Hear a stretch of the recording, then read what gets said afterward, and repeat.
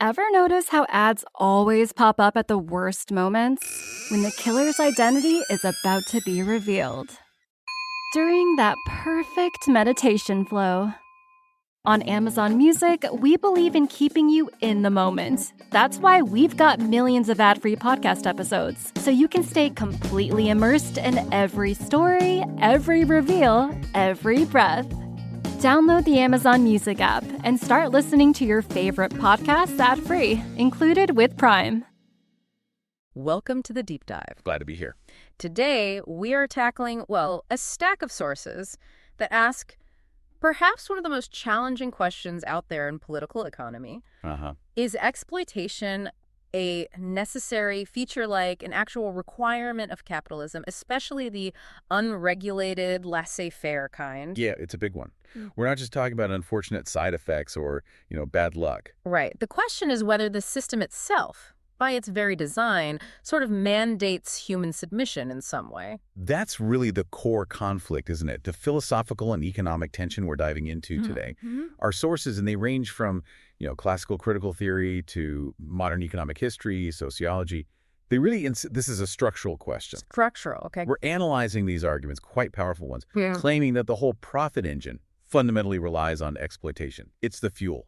Okay, so our mission today for you listening is to get up to speed quickly on these structural theories. We want you to understand the historical side, the hypocrisy that some argue enables this globally.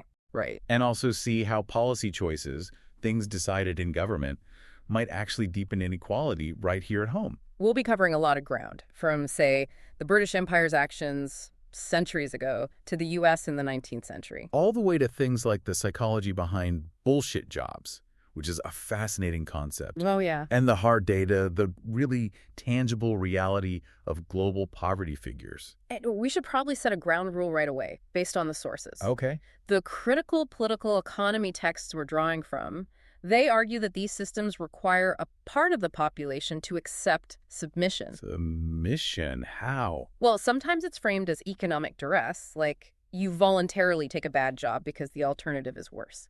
Other times, maybe more direct coercion. But the point is, this submission is needed just for the system to keep running, to maintain equilibrium and generate profit. So that reliance, that need for submission, that's the structural mandate we're examining. Exactly. That's the term. And if that's true, it forces us to reevaluate a lot of common assumptions, doesn't it? It really does. We'll see how issues like, say, wages not going up for ages, or persistent unemployment, or the fact that living costs seem to explode, how these are framed not as market failures. Right, not as accidents. But potentially as deliberate policy choices, or at least necessary outcomes designed to make sure there's always a pool of, desperate labor available. That framing is absolutely crucial. Yeah. If you connect that idea that these are choices or required outcomes to the bigger picture, then the usual story that the global economy is this purely meritocratic, efficient machine making everyone richer starts to look a bit shaky. Especially when you view it through this lens of structural reliance. You have to ask who benefits, right? Yeah. Who benefits when wages stay low, or unemployment stays high, or the safety net is weak year after year? Precisely. It forces a different kind of analysis. Okay, let's unpack the first major structural mechanism our sources highlight. And this one seems to rely heavily on, historical amnesia. Ah, yes, the hypocrisy of the world's richest nations. Economist Hao-Joon Chang has this brilliant phrase for it. Kicking away the ladder. Kicking away the ladder, I like that. Chang's thesis is incredibly well documented. It's a really strong foundation for understanding why global inequality looks the way it does today. So what's the core idea?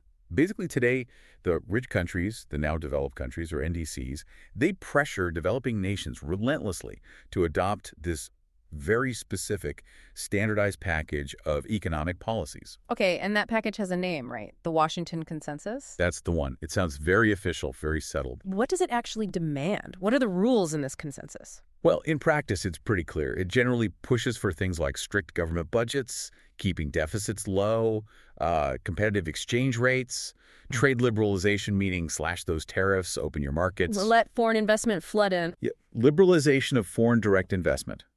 Privatize companies the state owns, deregulate heavily. And this is key, enforce really strong property rights, especially intellectual property like patents and copyrights. Okay. And the message is always, this package This is the only path, the only good policy way to grow your economy. But the historical twist, the hypocrisy you mentioned, is that the rich countries, when they were the ones trying to catch up, when they were industrializing, they absolutely did not follow these rules. Not even close. They did the opposite. Pretty much. Yeah. They actively used strategies that were highly interventionist, protectionist. Policies deliberately designed to nurture their own domestic industries, build their own manufacturing base, accumulate wealth. So they're telling developing countries today to fight with one hand tied behind their back, essentially. That's a fair summary, yeah. Compete with us, but don't use any of the tools we use to get where we are. Let's take an example. Britain. We usually think of Britain as, like, the birthplace of industrial free trade. And they were. Yeah. Eventually. But Chang makes this critical point. Britain only became this huge champion of free trade after it had already secured its economic dominance, after its industry was basically unbeatable globally. So before that? Before that, for centuries, right up until the mid-19th century, like 1846, when they repealed the Corn Laws, their policies were fiercely protectionist. Can you give a specific example? How did that protectionism work structurally? What did it look like on the ground? Oh, sure. Think about the Navigation Acts. They started way back in the 17th century. Okay. These laws were explicitly designed to make sure that trade with Britain or its colonies happened mostly on British ships. It wasn't about finding the cheapest shipping. It was about boosting Britain's own shipbuilding industry and its maritime power. And hurting rivals, presumably. Absolutely. It was partly aimed at crippling their big maritime competitors at the time, particularly the Dutch. Then you have things like Robert Walpole's reforms in 1721. What did those do? They were all about promoting British manufacturing. They slapped heavy tariffs on manufactured goods coming in from other countries, making them more expensive. And they gave subsidies and export bounties to British producers selling out. So, state intervention. Targeted, strategic help for their own industries? Exactly. It wasn't laissez-faire at all. It was deliberate industrial strategy. Which makes their later shift to preaching pure free trade look, well, less like some universal economic truth and more like a strategy to lock in their advantage once they'd won. That's certainly the interpretation Chang puts forward. And the story for the U.S. is maybe even more startling. How so? The U.S. is the big champion of free trade now. Right.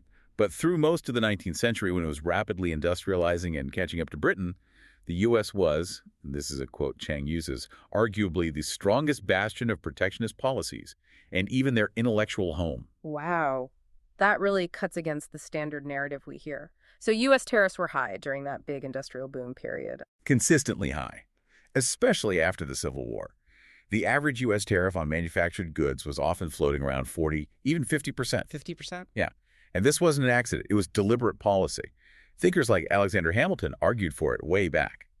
The idea was to shield America's fragile infant industries. Textiles, iron, steel from the more established, more efficient European competitors, mainly Britain. Give them breathing room to grow strong domestically. Precisely.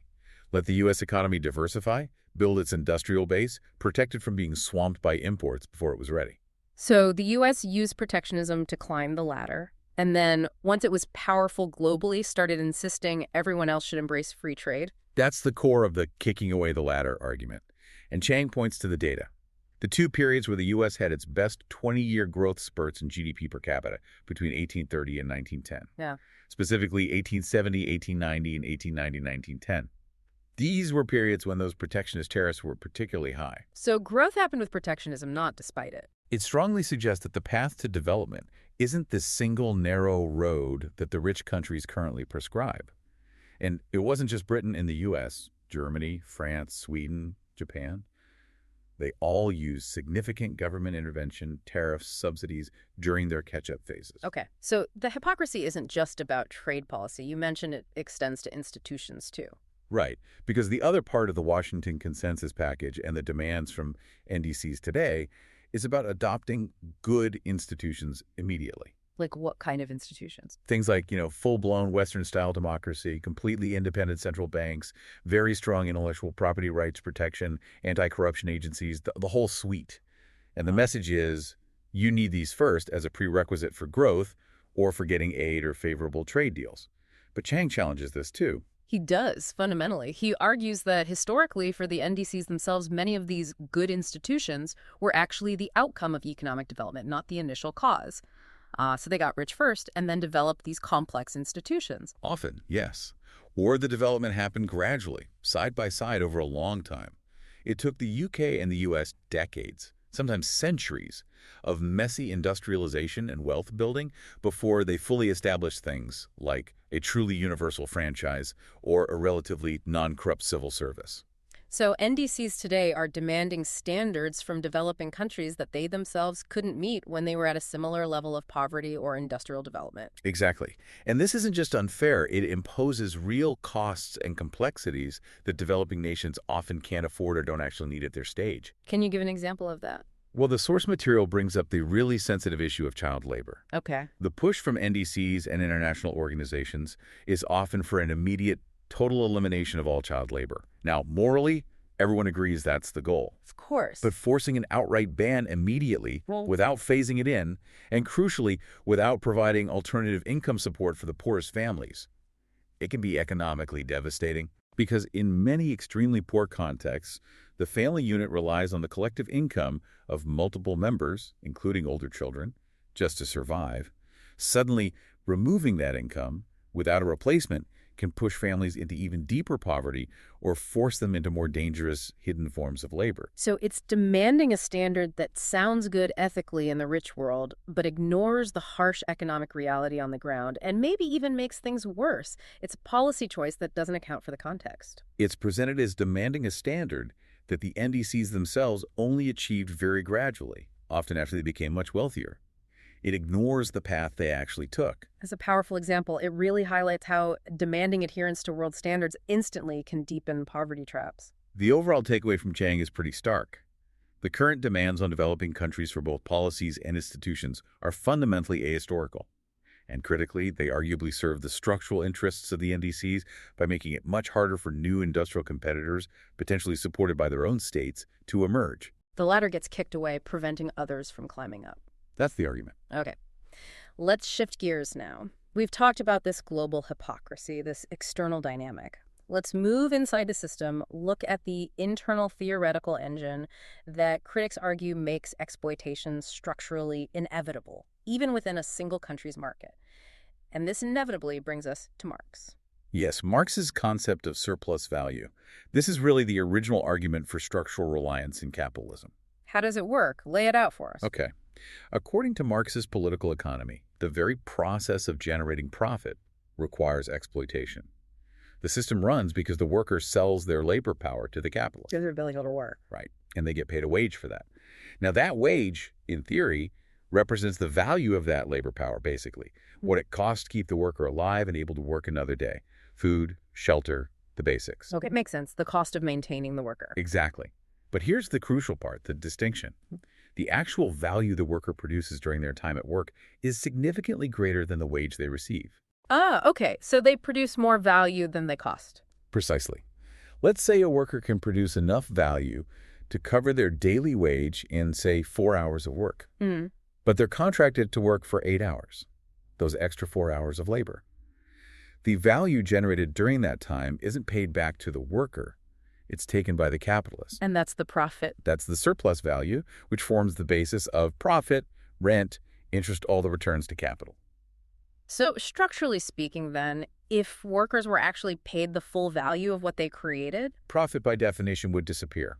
Right. Or be drastically reduced. Which means that exploitation defined here as the extraction of this unpaid surplus value isn't just a nasty side effect. It's a core necessary mandate for the whole capitalist engine to function and grow. That's the fundamental claim. Without surplus value extraction, the system, as conceived by Marx, collapses. Okay. But this immediately raises the question of submission again. If this exploitation is required, how is it enforced? Especially in a system where we're told labor is voluntary. You choose where you work, right? Right.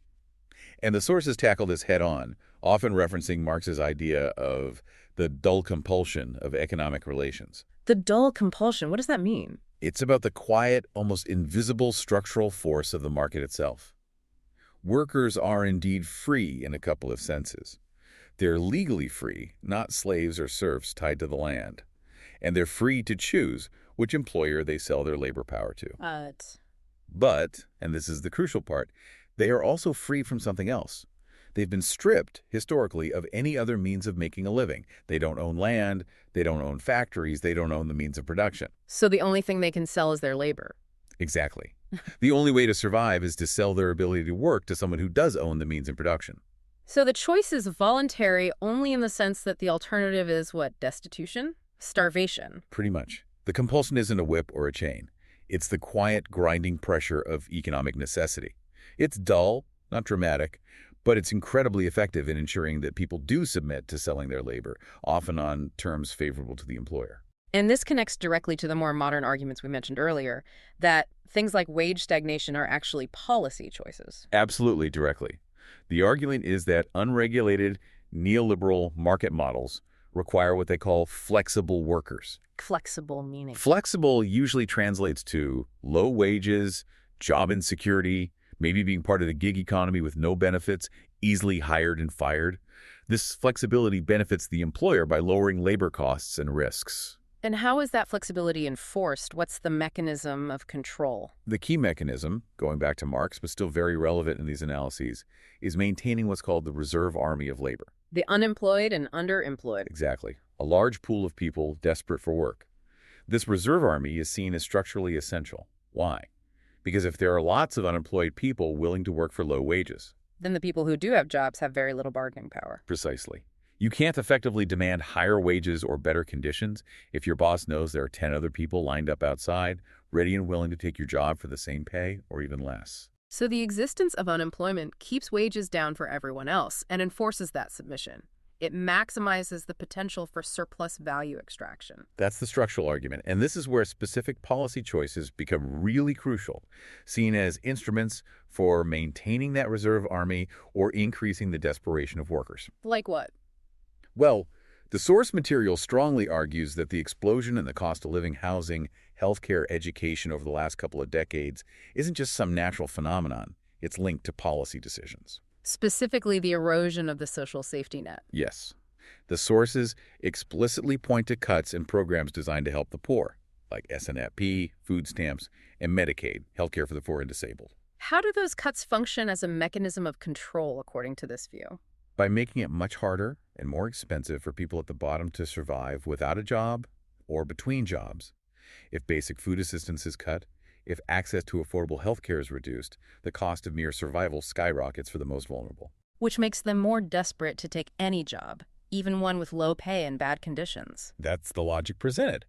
Dismantling the safety net isn't just about saving government money in this view. It's a policy mechanism that strategically intensifies that dull compulsion. It ensures a steady supply of labor that is desperate enough to accept insecure, low-wage work, which in turn helps maximize profit extraction. Okay, that directly links political decisions to economic outcomes designed arguably to maintain exploitation. And this is where the ideas from elite theory, which are woven into our source material, become really potent. How does elite theory fit in? Elite theory, in broad strokes, suggests that political power tends to gravitate towards and reflect the interests of the wealthy and powerful elites in society. Regardless of democratic processes. The stronger versions argue that yes. Some analyses cited suggest that statistically, the policy preferences of the vast majority of ordinary citizens have a near zero impact on actual policy outcomes. Zero. That's stark. It is. Whereas the preferences of economic elites and organized business interests have a substantial impact. So if maintaining a precarious, low-wage labor force is beneficial to the interests of capital, and capital holds disproportionate political influence, then policies that create or deepen that precarity, like cutting social programs, weakening labor protections, resisting minimum wage increases, become a predictable, almost logical outcome of the political system, according to this theory. So poverty and insecurity aren't seen as policy failures to be fixed, but potentially as functional, politically enforced necessities for the system as it currently operates. That's the grim implication explored in some of these critical sources. It creates this loop. Historical advantages lead to economic power, which translates into political power, which enacts policies that reinforce the economic structure, including its reliance on accessible, often desperate labor. Wow. Okay. That connects the historical, the theoretical, and the political dimensions really tightly. Let's pivot now to what feels like a newer, maybe more subtle form of submission. This involves psychology, wealth concentration, and this idea of plutocracy. Right. This takes us into the dynamics of extreme wealth concentration in the modern era. Mm-hmm. Thomas Piketty's work is foundational here. He showed that while maybe Marx's prediction of total capitalist collapse hasn't happened, Yeah. capitalism hasn't really fixed its deep structural tendency towards accumulating wealth at the very top, leading to levels of inequality we haven't seen in a century. And his key finding, that famous equation, R is greater than G. Exactly, RG. The rate of return on capital R tends to be higher than the overall rate of economic growth, G. What does that actually mean in practice? It means that wealth derived from owning assets, things like stocks, bonds, real estate, collecting rent, dividends, capital gains, grows faster, on average, than wealth generated from working for a living, wages, and the overall expansion of the economy. So, if you already have wealth, your wealth grows faster than the economy itself, faster than wages. Generally, yes, over the long run. This dynamic inherently fuels inequality because existing wealth snowballs faster than people can typically earn through labor. It favors inherited wealth and accumulated capital over earned income. And Piketty warned this leads to extreme inequalities that stir discontent and undermine democratic values. Precisely. And that connects directly to the political consequences. When wealth becomes that concentrated, political power tends to follow. Writers like McChesney and Nichols argue this dynamic has pushed countries like the U.S. towards becoming, effectively, a plutocracy. A state ruled by the wealthy. Where the sheer power of moneyed interests makes it incredibly difficult for them to be challenged or for that power to be relinquished voluntarily through normal democratic means. Policy tends to reflect their interests. And this power operates in complex ways, right? It's not always overt. No, and sociologist Saskia Sassen's work is insightful here. She talks about how the sheer complexity and opacity of the modern global financial system create what she calls predatory formations. Predatory formations, how do they relate to structural reliance or submission? They function by making accountability almost impossible. Think about incredibly complex financial derivatives or opaque global real estate deals driving up housing costs, or intricate supply chains that hide labor exploitation. These systems lead to what Sassen terms expulsions. Expulsions like? Mass displacements of people from their homes due to speculation, communities losing livelihoods due to resource extraction financed from afar, workers being effectively discarded by automation or outsourcing, facilitated by complex financial maneuvering. And the complexity acts as the shield. Yes, because the lines of cause and effect, of who decided what, who benefits, are so incredibly tangled and often cross borders, it becomes nearly impossible to hold anyone specific responsible. Those who benefit financially from these destructive processes can easily distance themselves, evade scrutiny. So, the economic power from RG gets laundered through complexity, allowing elites to maintain their structural advantage without facing direct blame for the consequences. Yeah, that's a good way to put it. And this opacity, this unaccountability, links interestingly to a shift in how exploitation itself is experienced and enforced, especially in the core economies. We move from more external forms of coercion. Like the threat of firing or starvation. Towards something more internalized, self-policing almost. This is where the idea of the entrepreneur of the self comes in. Exactly. Critical thinkers argue that late-stage neoliberal capitalism doesn't just want your labor. It wants your whole self. It demands that workers enthusiastically brand themselves, manage their lives like a business, constantly optimize their performance. Turning your passions into profit centers. Right. Turning everything, even your hobbies, your personality, into something potentially marketable, something part of your personal brand. The mantra becomes, do what you love. Which sounds nice, but often translates, in practice, to do what you love. And therefore, you shouldn't expect to be paid properly for it because it's your passion. It blurs the lines between work and life, often leading to longer hours and self-exploitation. The philosopher Byung-Chul Han talks about this as a form of psychological violence, right? Contrasting it with older forms of exploitation. Yes, his analysis is sharp. He argues that under classical industrial capitalism, the worker could clearly identify an external exploiter, the boss, the factory owner, and could say, they are exploiting me. There was an identifiable other. Okay. But in neoliberalism, with this emphasis on self-management, self-optimization, the dynamic shifts internally. The dominant feeling isn't, they exploit me, but rather, I am failing, I am not productive enough, I need to optimize myself more. Wow. So the submission becomes total because the worker becomes their own taskmaster, their own boss and their own exploited laborer simultaneously. That's the core of Han's critique.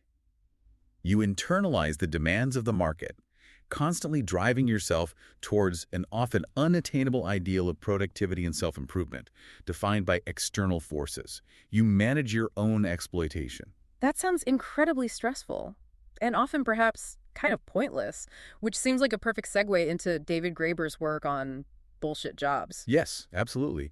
Graeber's concept really struck a chord with people. So what exactly is a bullshit job, according to him? He defined it pretty memorably: paid employment that is so completely pointless, unnecessary, or even pernicious that even the employee secretly cannot justify its existence. Yet, as part of the conditions of employment, they feel obligated to pretend that this is not the case. They have to pretend their job has meaning even when they know it doesn't. Exactly. And he based this on analyzing hundreds, maybe thousands, of testimonials people sent him after he first wrote about the idea. He even tried to categorize them into types. Okay, let's hear the types. These sound relatable, maybe? Probably. First, he identified flunkies. Flunky? Yeah, these are people whose primary role is just to hang around and make someone else look or feel important. Think of a doorman who doesn't really do much, or layers of personal assistants for executives who don't actually need that many assistants. Their existence signals the status of their superior. Okay, who's next? Second, goons. Goons sound less passive. They are. Goons have jobs that are fundamentally aggressive or manipulative, acting against the interests of others on behalf of their employer. Graeber included roles like corporate lobbyists working against public good regulations, aggressive telemarketers pushing predatory products, maybe even corporate lawyers finding loopholes. People whose job has a negative impact, essentially. Okay, third, duct tapers. duct tapers, like they're fixing things. Sort of, but only temporarily. Duct tapers exist solely because of a glitch or fault in the organization that should be fixed properly but isn't. They spend their time patching up problems, smoothing over crises caused by bad systems, poor management, or under-resourcing. They keep a broken system limping along. Instead of actually solving the underlying issue. Got it. Fourth type. Fourth, the very common box tickers. Ah, bureaucracy. Totally. Box tickers exist primarily to allow an organization to claim it's doing something that, in reality, it's not doing. This involves endless paperwork, filling out forms nobody reads, attending meetings that achieve nothing, writing compliance reports purely for show, creating internal surveys or corporate communications that have no real impact. It's at the performance of work rather than actual productive work. Exactly. Activity designed to create the appearance of usefulness. And the fifth type. Fifth, taskmasters. Taskmasters, who are they managing? Well, taskmasters fall into two groups.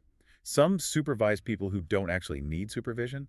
Think middle managers overseeing capable teams who could self-manage. The second type is worse. Taskmasters who actively create bullshit tasks for others to do just to justify their own existence or expand their bureaucratic turf. They generate pointlessness for others. Right. They assign bullshit tasks, multiplying the overall amount of bullshit in the system. Okay, but let's push back a bit, play devil's advocate. Surely some of these roles, like compliance officers, box tickers, are actually necessary. You need to follow regulations, right? Isn't Graeber overstating the pointlessness? That's a fair challenge, and Graeber did address it. He acknowledged that some level of compliance, administration, etc. is obviously necessary.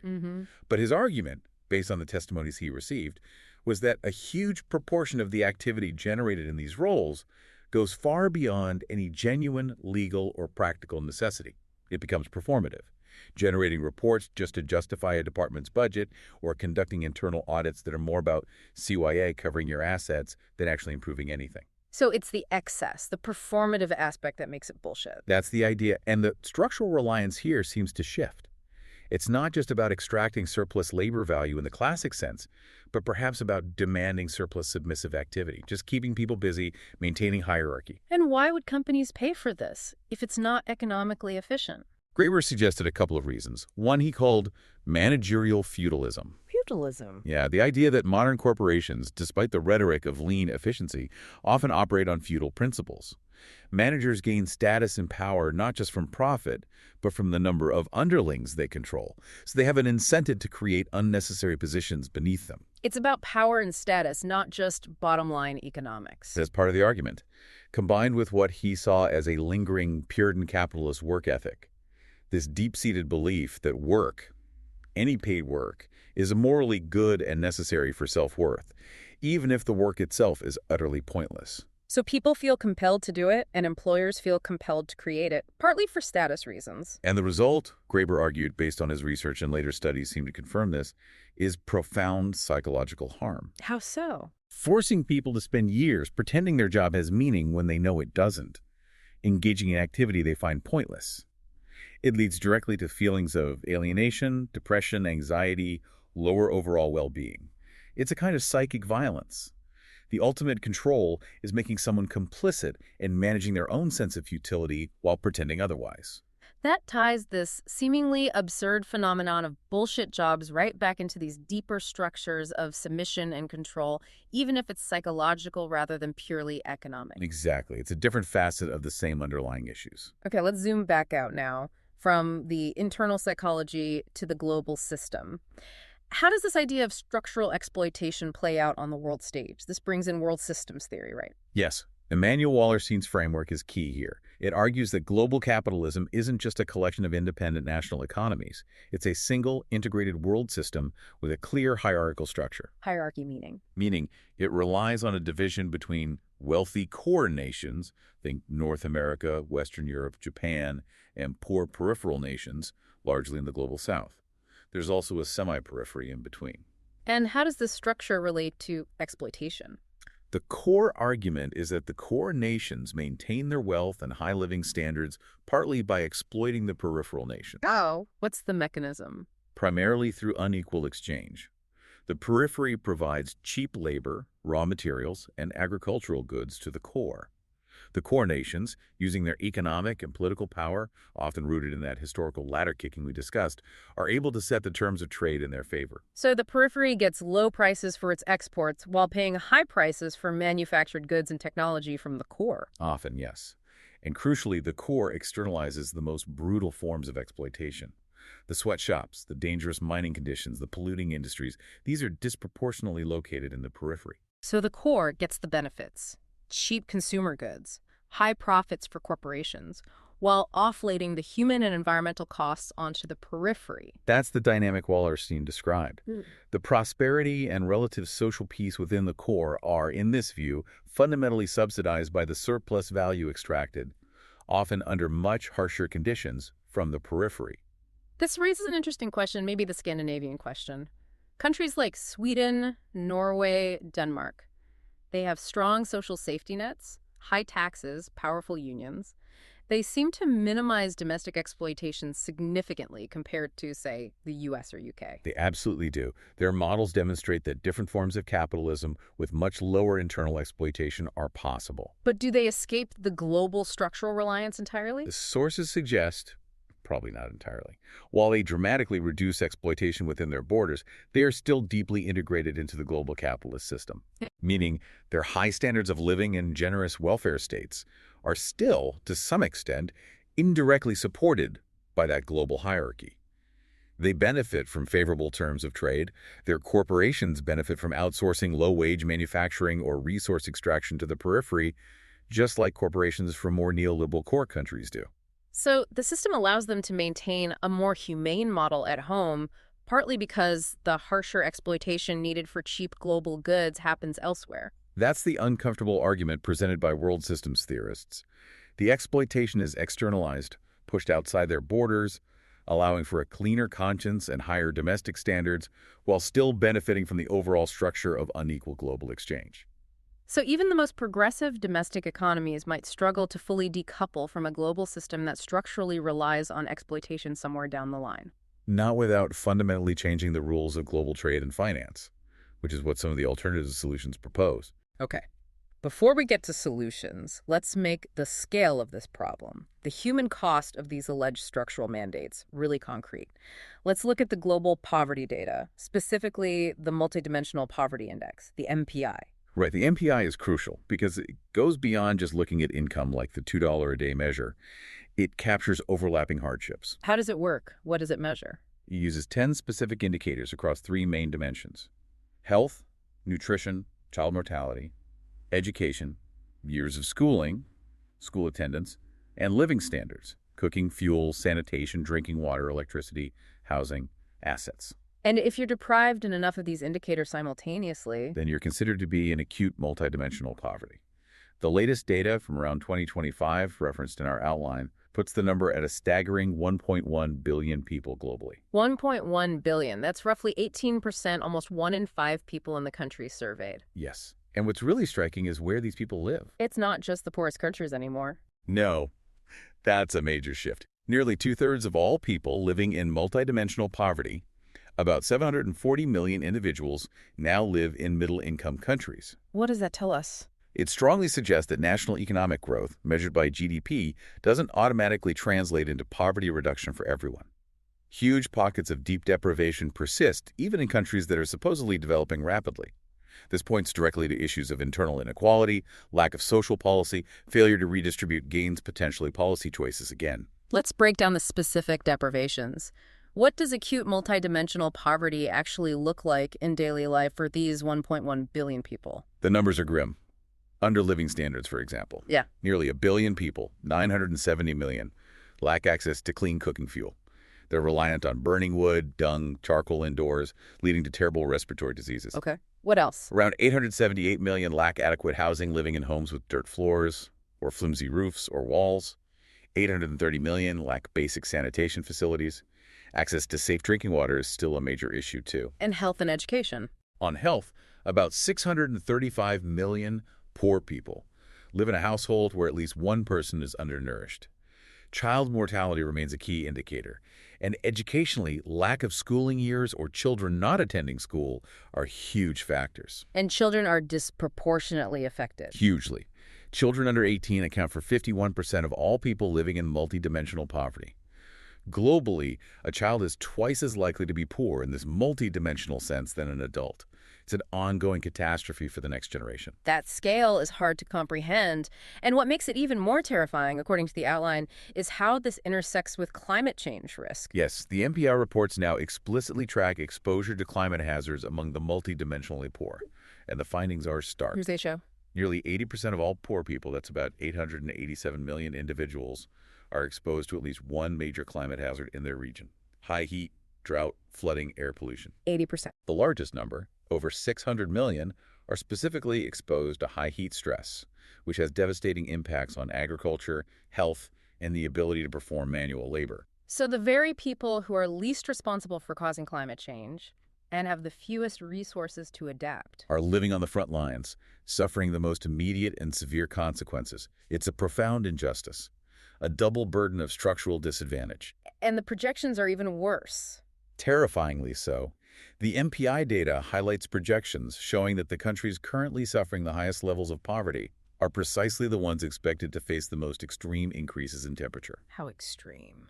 Under a high-emission scenario, which we might be tracking towards, these high-poverty countries are projected to experience an additional 92 days of dangerously high heat per year by the end of this century, compared to the wealthiest countries. 92 extra days, that's 3 entire months of additional extreme heat stress piled onto the most vulnerable populations. Yes. It makes that structural link incredibly clear, doesn't it? The economic model driving wealth in the core, reliant on fossil fuels, resource extraction, cheap peripheral labor, is simultaneously generating the climate crisis that disproportionately devastates the very populations exploited by that model. Poverty in this light isn't just an unfortunate condition. It seems like a predictable, politically and environmentally reinforced outcome of the global structure. It's the necessary condition, almost, for the core's way of life to continue unchanged. It certainly demonstrates how policy choices made primarily in the core around trade, deregulation, climate action, or inaction have direct, devastating, and deepening consequences for the precarity and survival prospects of billions in the periphery. Okay, so we've covered a lot. We've seen the arguments about historical hypocrisy, the theory of surplus value, the role of policy choices in wage stagnation and cost explosions, the influence of elite theory and plutocracy, the psychological turn with self-exploitation and bullshit jobs, the global hierarchy of core and periphery, and the devastating climate-linked reality of multidimensional poverty. It paints a pretty coherent, if deeply troubling, picture based on these critical sources. The core takeaway seems to be that the evidence presented in these texts suggests economic systems, particularly in their less regulated forms, do appear to create a structural reliance on exploitation in various forms. Whether it's through that historical ladder kicking, the basic mechanics of profit extraction, the internalization of pointlessness, or the externalization onto a global periphery. So where do we go from here? What do the sources suggest as paths forward, ways to challenge this structural mandate? Well, first, there's a call to fundamentally challenge the dominant narrative. Author David C. Korten calls it the story of sacred money and markets. This pervasive belief that extreme inequality and environmental destruction are just the unavoidable price of progress or efficiency. We need a new story. A new story, and alongside it, a concrete democratic agenda for change. McChesney and Nichols talk about needing a democratic agenda for a digital age, ensuring technology serves people, not plutocracy. And what are some of the specific policy proposals found in the sources? Things aimed at breaking that structural reliance, particularly that dull compulsion. One major proposal, championed by thinkers like Guy Standing and David Graeber, is universal basic income, UBI. How would UBI help? By providing everyone with a basic unconditional income floor, it removes the immediate, desperate threat of destitution. That fundamentally weakens the dull compulsion to accept any job, no matter how bad the pay or conditions. It gives workers more bargaining power. Exactly. If your basic survival isn't solely dependent on your next paycheck from a specific employer, you have more freedom to refuse exploitative work, to demand fair wages, to pursue education, or even to engage in unpaid but socially valuable activities. It disrupts that power imbalance. Okay, UBI is one idea. What else? Another is the promotion of worker cooperatives. Businesses owned and run by the workers themselves. Yes. In a worker co-op, profits are shared among the worker owners, and major decisions are made democratically. This structure inherently eliminates that fundamental Marxist division between the capitalist owner who extracts surplus value and the worker who produces it. It replaces external hierarchy with internal democracy. Right. It changes the very structure of ownership and control within the firm. And what about the global level, addressing the ladder kicking? That requires systemic changes. The sources talk about needing to rewrite the rules of institutions like the World Trade Organization, WTO, and the International Monetary Fund, IMF. To allow developing countries more policy space. Precisely. To allow them to use some of the same tools like strategic tariffs, subsidies, state support for infant industries that the rich countries themselves use to develop, basically to let them put the ladder back up. Leveling the playing field. And pushing for stronger, globally enforced labor standards and environmental regulations, moving towards a kind of global social democracy to prevent the easy externalization of exploitation and harm to the countries with the weakest regulations. So the overarching goal seems to be about democratizing the economy at multiple levels. Individual security, workplace governance, and global rules to counter these structural tendencies towards exploitation and plutocracy. That's a good summary of the direction these critical sources point towards. Which brings us, then, to our final provocative thought for you, our listeners. We've traced how exploitation has shifted, perhaps, from purely physical labor to internalized self-management to the global periphery. But what if the next frontier of exploitation and control moves beyond labor entirely and targets our very capacity for independent choice and action? This connects to the work of Shoshana Zuboff on surveillance capitalism, which we only touched on briefly. Yes. Zuboff's core argument is that a new economic logic has emerged, primarily from big tech companies, that treats human experience itself as a free raw material. Our clicks, likes, searches, location data, even our conversations. All of it, unilaterally claimed, extracted, and turned into behavioral data. This data is then fabricated into sophisticated prediction products. Products that predict what we will do next. Yes, but it goes further than just prediction. These products are traded in new kinds of markets, generating immense profits based on knowing and increasingly shaping future behavior. Zuboff calls the profit derived from this process behavioral surplus. And this isn't just about targeted advertising anymore, is it? No. As these systems become more embedded in our environment through smart devices, connected cities, AI, they gain the capacity not just to predict, but to subtly nudge, tune, herd, and condition our behavior at scale, often without our conscious awareness. Using algorithmic manipulation to influence what we buy, who we listen to, maybe even how we feel or vote. That's the potential, and arguably the reality already unfolding. So if classical capitalism faced crises stemming from the exploitation of physical labor, the new structural threat might be the systematic harvesting and control of human experience itself. Moving from the exploitation of muscle and time to the potential for automated, large-scale control over choice, autonomy, and will. Which forces us to ask this final question.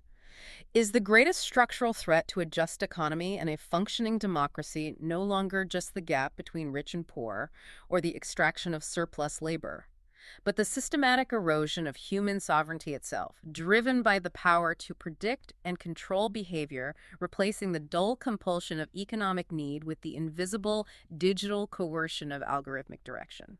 It's a profoundly challenging question for the future, and one that requires us to look very critically at the structures being built around us right now. Thank you for diving deep with us today. We hope this exploration has given you valuable frameworks and information to engage more deeply with these vital systemic debates about our economy and our future.